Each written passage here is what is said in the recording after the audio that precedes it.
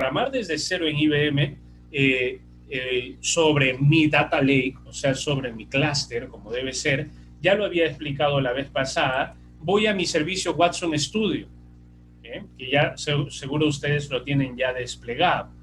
En servicios, por ejemplo, tengo que tener activo Watson Studio como tal. Yo lo he llamado Watson Studio Proyecto. Este Watson Studio me va a derivar a Pack4Data, ¿se acuerdan? Si voy a lanzar este servicio de IBM, o sea, si voy a activar este servicio en IBM, este me va a enviar automáticamente a IBM Pack4Data. Van a ver en estos momentos que estoy ingresando a IBM Pack4Data. Bien.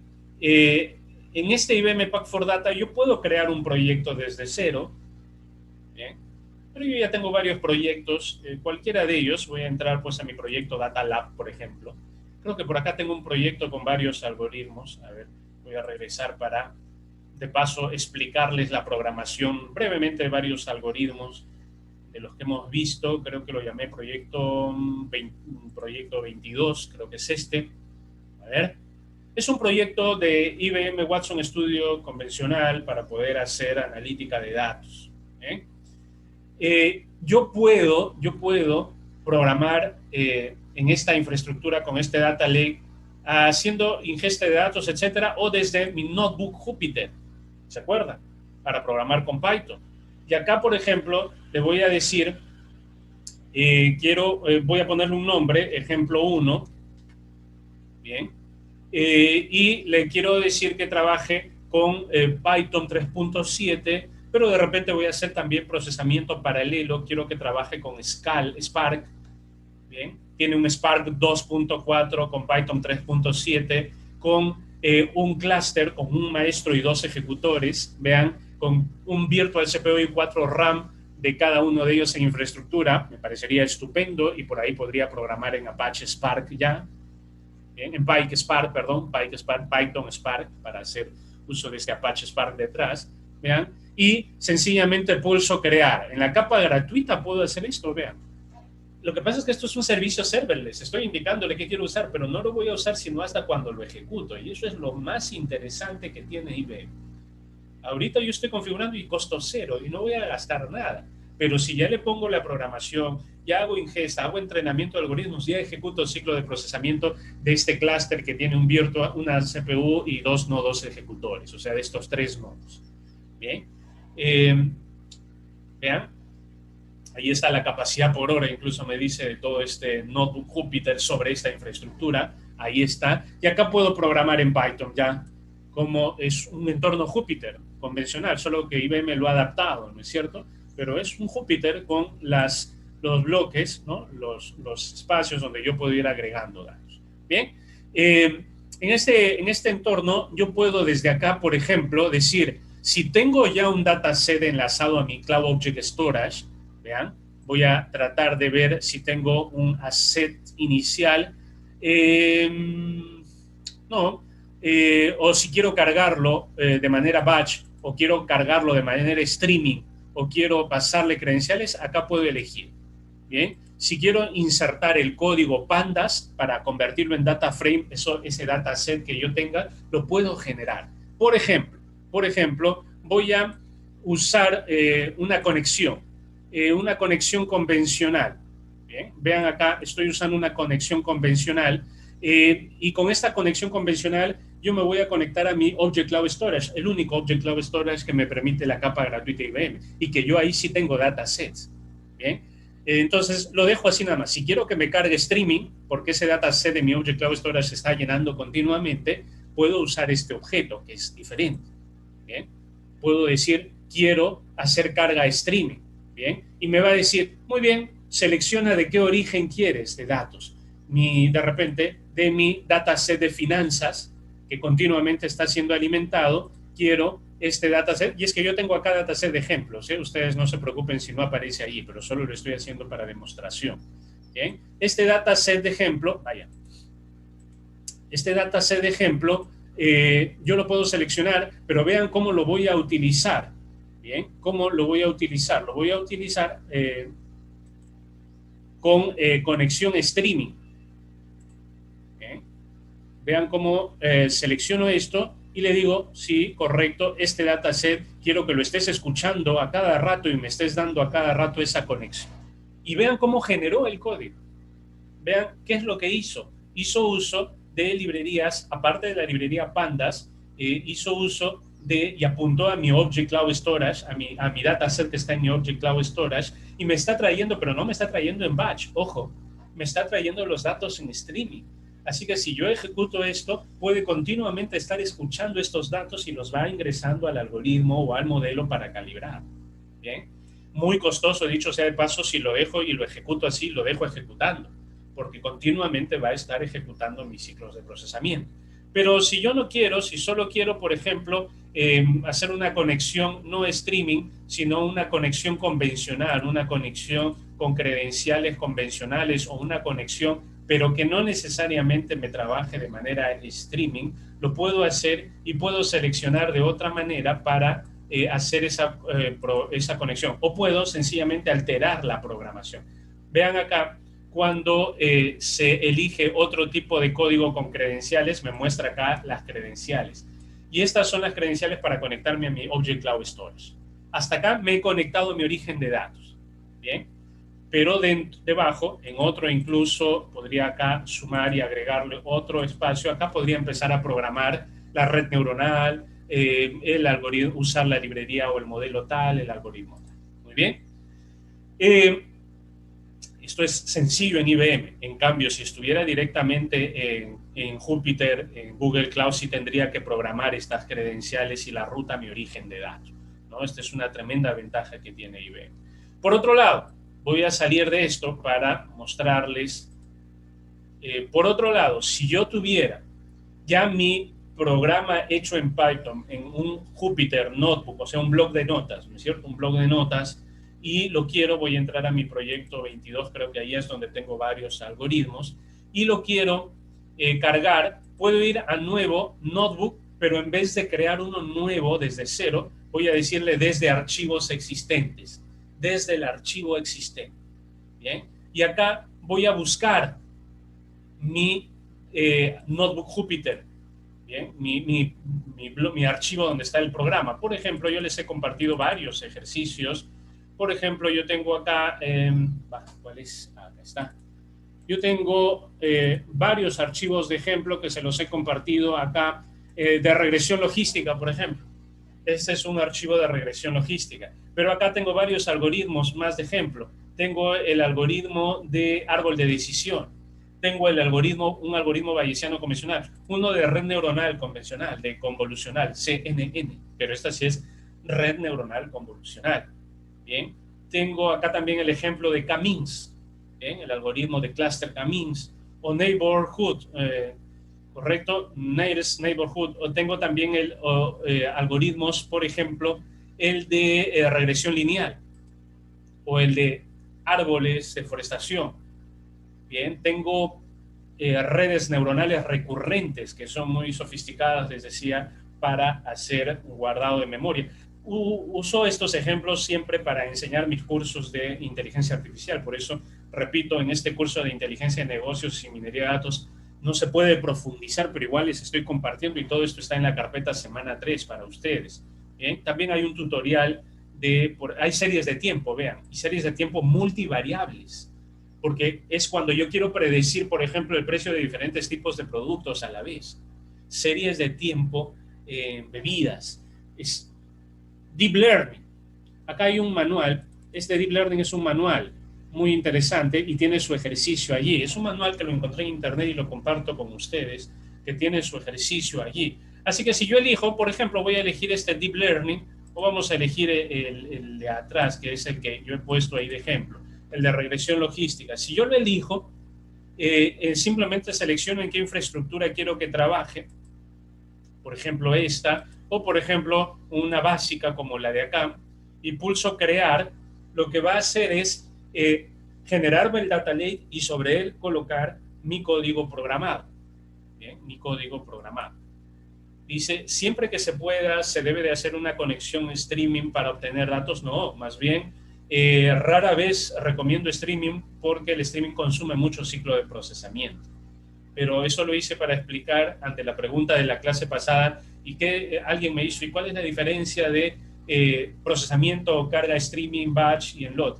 Streaming es, si lo hago de esta manera, cargo datos de manera continua, pero lo ideal es dejarle la conexión por defecto, bien, dejarle la conexión por defecto para que pueda trabajar, como en este caso, este es un ejemplo de conexión en batch, bien, acá dice eh, el kernel continuo puede salir del kernel de Windows 7. Vamos a continuar con el kernel o setearle este kernel. Lo vamos a dejar para que continúe con el mismo kernel de hace rato.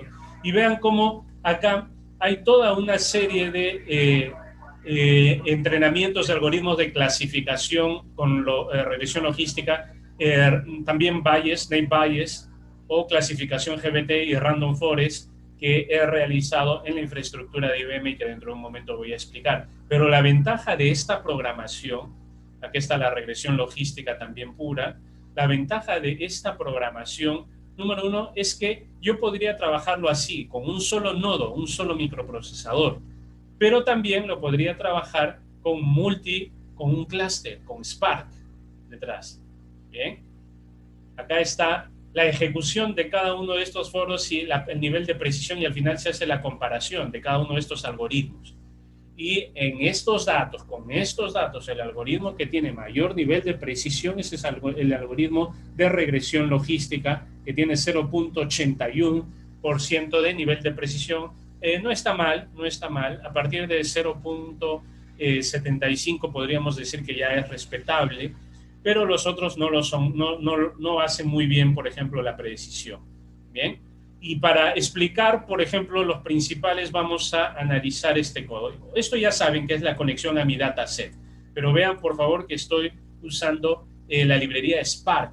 Esto significa que yo podría usar un clúster, o sea, podría haber, en vez de elegir, como hace rato lo hice en el notebook, solamente para Python 3.7, podría haber elegido Python 3.7 con Spark, porque este código trabaja con Spark. ¿Bien? No lo voy a ejecutar ahorita porque no lo he cargado con Spark, pero sí lo podría hacer en paralelo. ¿Bien? Más aún, al hacerlo en paralelo, va a poder trabajar, vean, bloques de ingesta de datos en paralelo. ¿Correcto? Bloques de ingesta de datos en paralelo. Un segundito, por favor, me están llamando por teléfono y creo que es urgente, un minutito.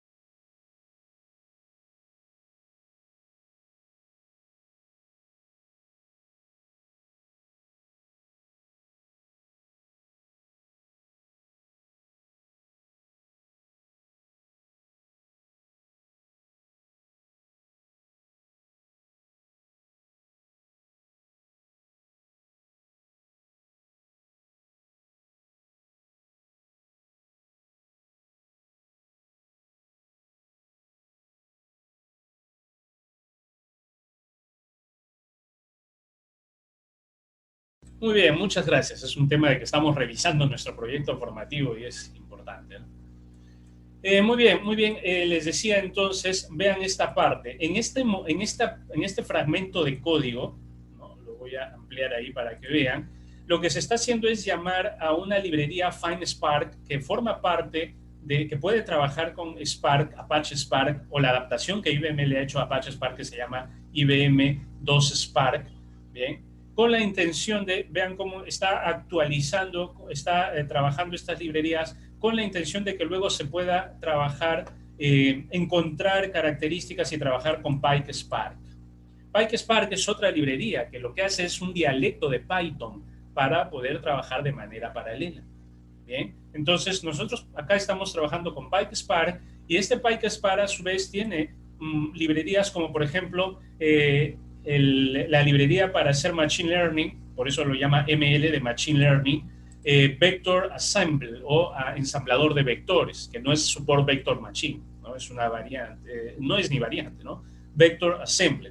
Este es un algoritmo ya que lo tiene dentro de los modelos Machine Learning de Spark. Otro es el Standard Scale, otro es la regresión logística. Pero repito, estos ya son modelos entrenados. Bien, estos ya son modelos entrenados que también yo puedo seguir entrenando y calibrando con mis nuevos datos. Bien, pero que ya IBM nos expone con la librería PySpark para que podamos utilizarlo y rápidamente a entrenar este modelo y calibrarlo para nuestras necesidades. Acá también están los otros modelos que antes he comentado importados.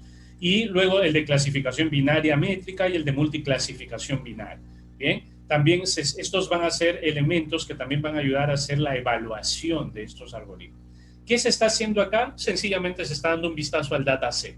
Bien, cuando se hace un vistazo al dataset, muestra un resumen del dataset con unos cuantos registros, en este caso solo 20 filas. Pero vean cómo tiene pocas columnas. Va a funcionar mi entrenamiento. Obviamente no me da mucha precisión, 0.82 es poco, 82%, pero funciona. Si tuviera más columnas, si tuviera más filas, me daría más precisión. Luego puedo hacer un print esquema para que me muestre cuáles son los encabezados, ¿no? Y me diga qué tipos de datos es. Lo que está sacando son los encabezados de datos y acá yo incluso voy reconociendo cuál va a ser el dato de salida. Estos son datos de historias clínicas de pacientes con diabetes. Bien, y el 1 es que tiene diabetes y el 2 es que no tiene diabetes. Entonces, yo puedo alimentar mi modelo, en este caso, con datos históricos de pacientes y hacer algo entrenamiento supervisado, Machine Learning supervisado, para que me arroje un resultado. Para ello, voy a hacer uso de el mismo Spark, pero usando funciones de SQL, vean. Primero, lo que estoy haciendo es preprocesamiento. Bien, estoy limpiando con el mismo SQL algunas columnas, estoy adaptando columnas, ¿correcto? Muy bien. Luego, en este caso, vean cómo en este apartado con el mismo SQL, vean que se ha usado la librería SQL, se está identificando nulos y hay 0 nulos. Bien, eso significa que mi data está ya limpia porque yo ya antes había hecho el preprocesamiento y más bien usé solo esta codificación para ejecutar. Pero luego tenemos la necesidad de, por ejemplo, trabajar e identificar cuál es la correlación de los datos. ¿Bien? Y se empieza a encontrar una correlación de datos. Hasta acá es preprocesamiento, lo mismo que hemos hecho la clase pasada, pero ya con gráficos y un entorno visual. Bien, un entorno más visual.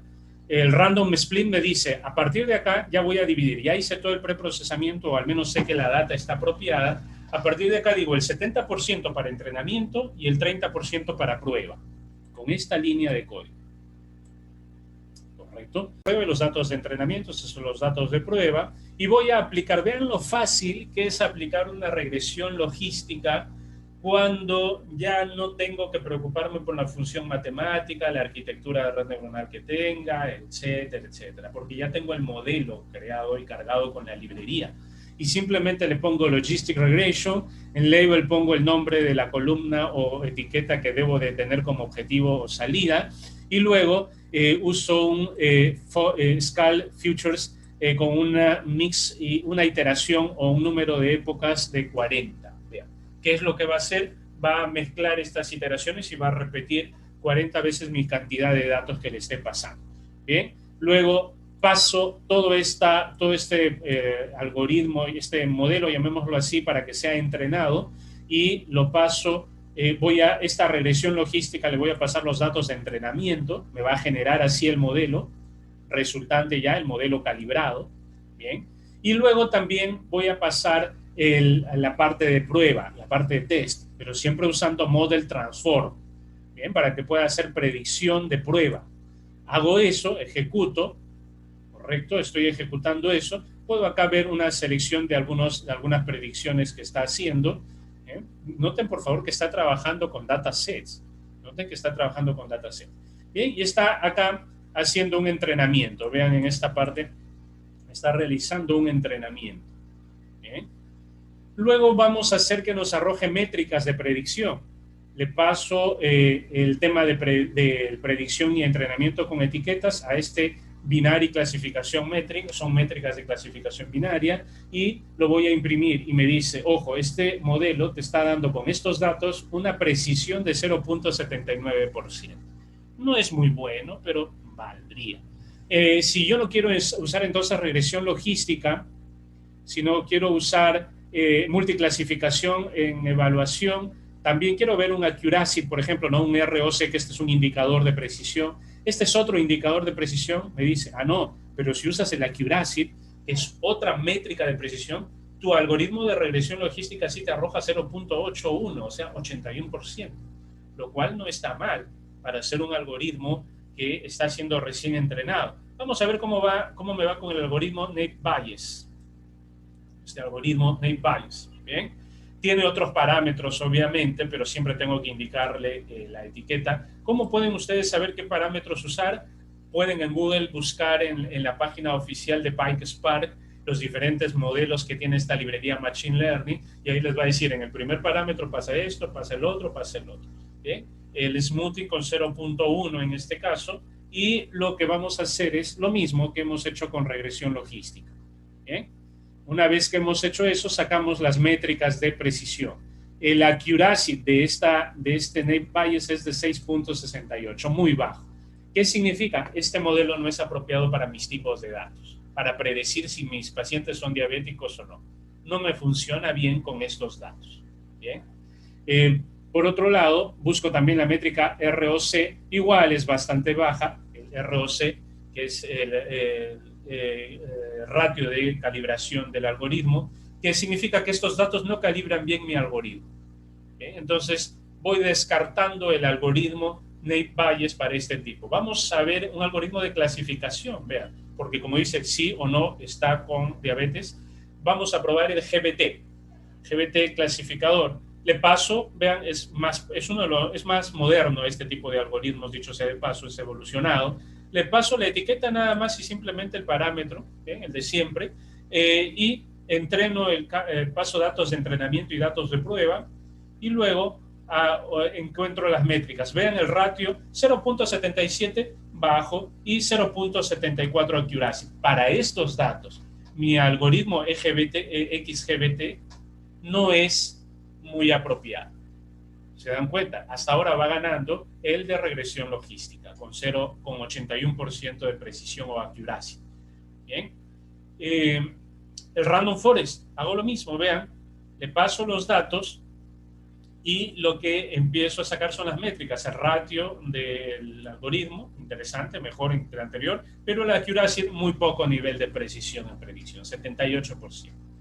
Bien, incluso puedo compararlos imprimiéndolos juntos y veo cuál de todos estos cuatro podría agregarle un quinto, un sexto, un séptimo, un octavo. Podría trabajar con N algoritmos, obviamente, si lo que yo persigo es una clasificación, si es o no paciente de diabetes, no voy a usar uno de regresión lineal, ¿no?